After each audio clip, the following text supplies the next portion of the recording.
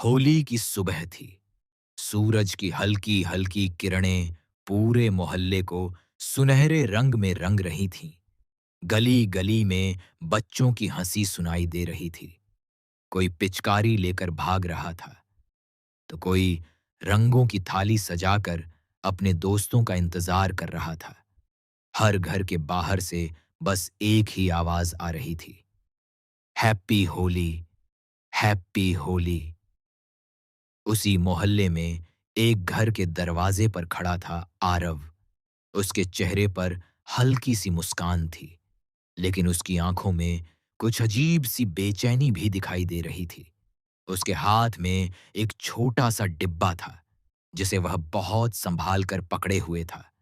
तभी सामने से उसकी पड़ोसन रिया आई।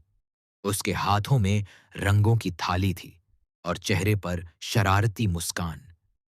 रिया हंसते हुए बोली, अरे आरव, क्या बात है? आज तो तुम बहुत शांत लग रहे हो। चलो, जल्दी से रंग लगाओ और बोलो, हैप्पी होली। आरव ने हल्की सी मुस्कान के साथ कहा, हैप्पी होली। लेकिन उसकी आवाज में वह खुशी नहीं थी जो बाकी लोगों की आवाज में थी। रिया ने ध्यान से देखा तो उसे लगा जैसे आरव किसी गहरी सोच में डूबा हुआ है। उसने मजाक में उसके गाल पर थोड़ा सा गुलाल लगा दिया और बोली, अब तो मुस्कुरा दो, होली है भाई। आरव कुछ सेकंड तक चुप रहा, फिर अचानक बोला, रिया, अगर कोई इंसान तुम्हें जिंदगी का सबसे बड़ा तोहफा दे दे तो तुम क्या करोगी? रिया ने हंसते हुए कहा, सीधी सी बात है, मैं उसे थैंक यू बोलूंगी, बहुत बहुत धन्यवाद कहूंगी। यह सुनते ही आरव की आंखों में एक अजीब सी चमक आ गई।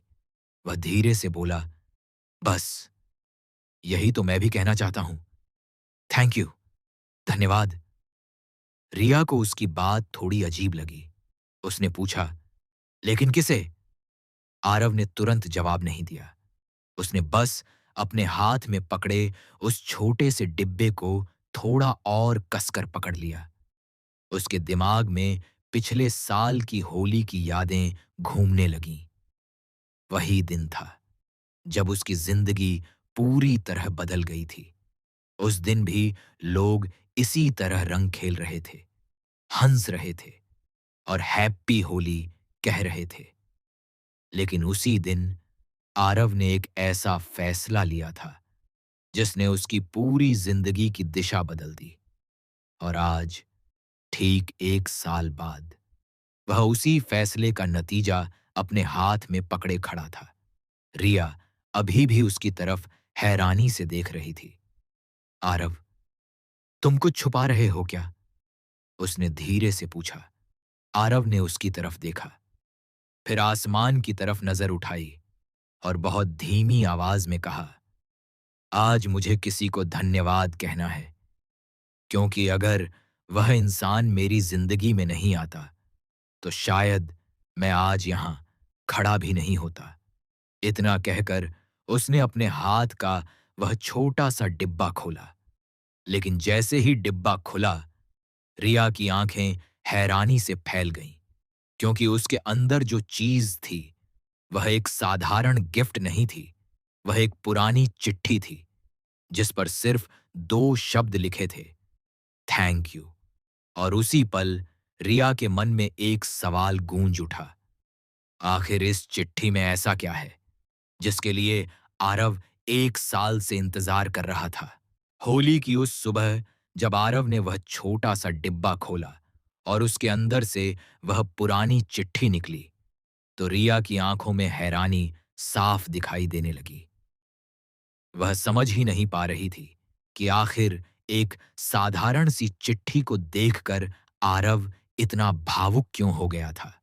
चारों तरफ लोग रंग खेल रहे थे, ढोल बज रहे थे, बच्चे चिल्ला रहे थे, हैप्पी होली, हैप्पी होली। लेकिन उस पल आरव और रिया के आसपास जैसे एक अजीब सी खामोशी छा गई थी। रिया ने धीरे से पूछा, आरव, ये सिर्फ एक चिट्ठी है। इसमें ऐसा क्या खास है? आरव ने चिट्ठी को बहुत सावधानी से अपने हाथों में पकड़ा और उसे देखने लगा, जैसे वह सिर्फ कागज का टुकड़ा नहीं, बल्कि उसकी पूरी जिंदगी की कहानी हो। उसकी आंखों में हल्की सी नमी आ गई। उसने गहरी सांस ली और बोला, रिया, तुम्हें पता है, ठीक 1 साल पहले इसी होली के दिन मेरी जिंदगी खत्म होने वाली थी। रिया चौंक गई। क्या मतलब? आरव कुछ सेकंड तक चुप रहा। फिर उसने बोलना शुरू किया। पिछले साल की होली मेरे लिए किसी बुरे सपने से कम नहीं थी। उस समय मैं पूरी तरह टूट चुका था। नौकरी चली गई थी, घर की जिम्मेदारियां बढ़ गई थीं, और सबसे बड़ी बात, मुझे लगने लगा था कि मेरी जिंदगी में अब कुछ भी अच्छा नहीं बचा है। हर तरफ सिर्फ परेशानी ही परेशानी थी। उस दिन जब लोग रंग खेल रहे थे, मैं अकेला अपने कमरे में बैठा था। बाहर से लोगों की हंसी की आवाज आ रही थी, लेकिन मेरे अंदर सिर्फ खालीपन था। रिया ध्यान से उसकी हर बात सुन रही थी। आरव ने आगे कहा, उस दिन मैंने फैसला कर लिया था कि अब मैं सब कुछ खत्म कर दूंगा। मुझे लगा था कि मेरी जिंदगी का कोई मतलब नहीं बचा। मैं घर से बाहर निकला और बिना किसी को बताए बस चलता चला गया, बिना यह सोचे कि कहां जा रहा हूं। रिया की आंखों में चिंता साफ दिखाई दे रही थी। आरव बोला, मैं बहुत देर तक शहर की सड़कों पर भटकता रहा। चारों तरफ लोग खुश थे, लेकिन मुझे लग रहा था जैसे इस दुनिया में मेरे लिए कोई जगह ही नहीं है। तभी अचानक मैं एक पार्क के पास पहुंच गया। वहां भी कुछ लोग होली खेल रहे थे, लेकिन एक कोना बिल्कुल शांत था। मैं उसी कोने में जाकर बैठ गया। उसने थोड़ा रुक कर फिर कहा, मैं अपने विचारों में इतना खो गया था कि मुझे पता ही नहीं चला कब कोई मेरे पास आकर खड़ा हो गया। जब मैंने ऊपर देखा तो एक बूढ़ा आदमी मेरे सामने खड़ा था। उसके चेहरे पर बहुत ही शांत मुस्कान थी। उसने मेरे कंधे पर हाथ रखा और कहा, बेटा, होली के दिन कोई इतना उदास क्यों बैठा है? रिया ने पूछा। फिर तुमने क्या कहा? आरव हल्का सा मुस्कुराया। मैंने पहले तो कुछ नहीं कहा, लेकिन पता नहीं क्यों कुछ ही मिनटों में मैंने उस अजनबी को अपनी पूरी कहानी बता दी। मैंने उसे बताया कि मेरी जिंदगी में कितनी परेशानियां हैं, और मुझे लगता है कि अब सब खत्म हो चुका है। रिया चुपचाप सुनती रही। आरव बोला, वह बूढ़ा आदमी मेरी बातें बहुत ध्यान से सुनता रहा। उसने मुझे बीच में कभी नहीं रोका।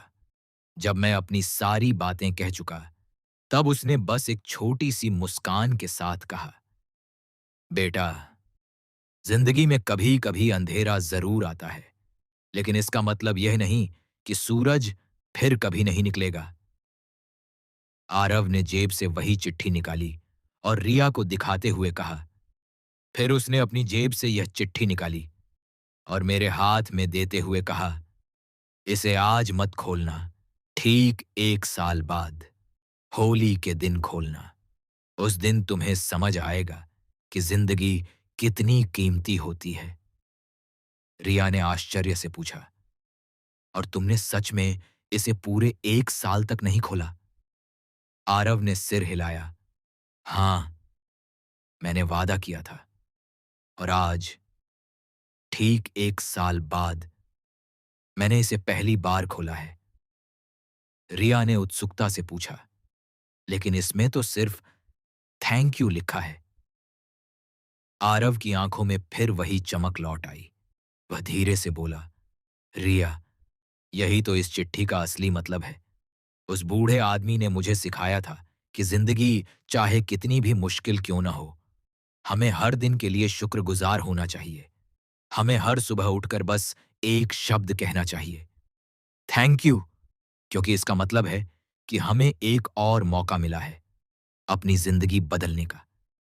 रिया कुछ पल तक चुप रही, लेकिन उसी समय आरव ने एक और बात कही जिसने रिया को पूरी तरह हैरान कर दिया। आरव ने धीमी आवाज में कहा, लेकिन कहानी यहीं खत्म नहीं होती, क्योंकि जब मैं आज सुबह उसी पार्क में उस बूढ़े आदमी को ढूंढने गया, तो वहां के चौकीदार ने मुझे एक ऐसी बात बताई जिसने मेरे पैरों तले जमीन खिसका दी। रिया ने घबराकर पूछा, क्या बात? आरव ने धीरे से कहा, उस चौकीदार ने कहा कि उस पार्क में ऐसा कोई बूढ़ा आदमी कभी था ही नहीं। और यह सुनते ही रिया के दिल की धड़कन तेज हो गई, क्योंकि अब सवाल सिर्फ यह नहीं था कि वह चिट्ठी किसने दी थी, बल्कि यह था, अगर वह आदमी सच में था ही नहीं, तो फिर उस दिन आरव से मिलने कौन आया था? रिया के हाथ से रंगों की थाली लगभग छूट ही गई। उसके चेहरे पर डर और हैरानी दोनों साफ दिखाई दे रहे थे। उसने धीरे से पूछा, क्या मतलब वह आदमी कभी था ही नहीं? आरव ने गहरी सांस ली और थोड़ा दूर आसमान की तरफ देखने लगा, जैसे वह खुद भी उस सवाल का जवाब ढूंढ रहा हो। गली में अभी भी बच्चे चिल्ला रहे थे, हैप्पी होली, हैप्पी होली। ढोल की आवाजें आ रही थीं। लोग एक दूसरे पर रंग डाल रहे थे। लेकिन उस पल आरव और रिया की दुनिया जैसे पूरी तरह बदल चुकी थी। आरव ने धीमी आवाज में कहा, आज सुबह मैं उसी पार्क में गया था, ठीक उसी बेंच के पास जहां मैं पिछले साल बैठा था। मुझे लगा शायद वह बूढ़ा आदमी फिर से मिल जाए। मैं उसे धन्यवाद कहना चाहता था, क्योंकि अगर उस दिन वह मुझसे नहीं मिलता, तो शायद आज मैं जिंदा भी नहीं होता। रिया ध्यान से उसकी हर बात सुन रही थी। आरव ने आगे कहा, मैंने वहां के चौकीदार से पूछा कि क्या वह बूढ़ा आदमी रोज यहां आता है, लेकिन चौकीदार ने मेरी तरफ अजीब नजरों से देखा और बोला, बेटा, मैं इस पार्क में 10 साल से काम कर रहा हूं। यहां ऐसा कोई आदमी कभी नहीं आया। रिया का दिल जोर से धड़कने लगा। मैंने सोचा शायद उसे याद नहीं होगा, आरव बोला। लेकिन फिर उसने मुझे एक और बात बताई, जो सुनकर मैं बिल्कुल चुप हो गया। रिया ने बेचैनी से पूछा, क्या? आरव ने कहा, उसने बताया कि ठीक 1 साल पहले होली के दिन उसी बेंच के पास एक आदमी बेहोश हालत में मिला था। वह बहुत परेशान था और शायद अपनी जिंदगी खत्म करने का सोच रहा था। लेकिन अचानक किसी अजनबी ने उसे संभाल लिया और उसकी जान बच गई। रिया तुरंत बोली, वो आदमी तुम थे, है ना? आरव ने धीरे से सिर हिला दिया।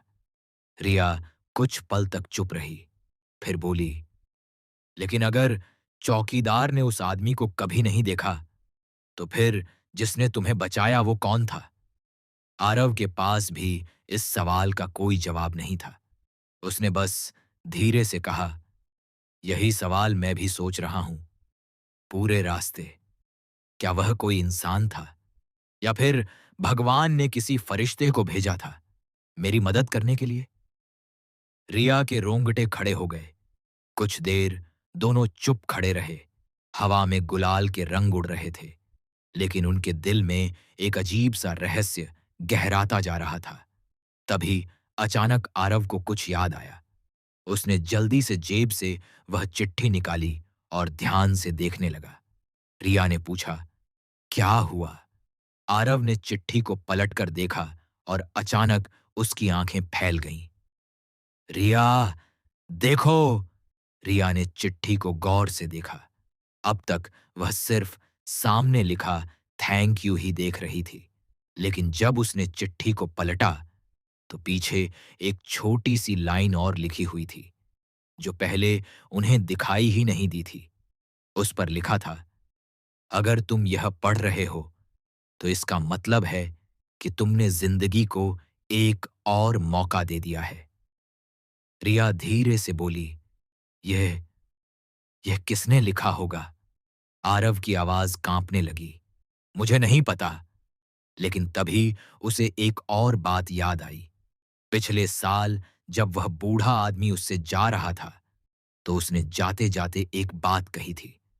आरव की आंखों में वही पल फिर से घूमने लगा। वह आदमी मुस्कुराया था और बोला था, बेटा, अगर जिंदगी कभी बहुत मुश्किल लगे, तो बस एक काम करना। हर सुबह उठकर भगवान को धन्यवाद कहना, क्योंकि जब तक सांस है, तब तक उम्मीद भी है। रिया धीरे से बोली, तो शायद यही वजह है कि उसने चिट्ठी में थैंक यू लिखा था।